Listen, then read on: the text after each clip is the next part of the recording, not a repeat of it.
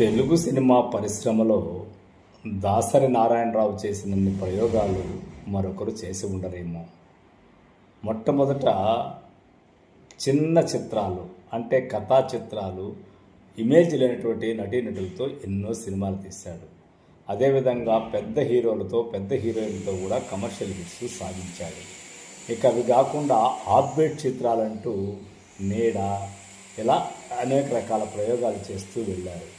బహుశా 150 సినిమాలు తీసిన దాసరి దర్శకుడుగా చేసిన ప్రయోగాలు కమర్షియల్గా కూడా మరెవరూ చేయలేదేమో అనిపిస్తుంది.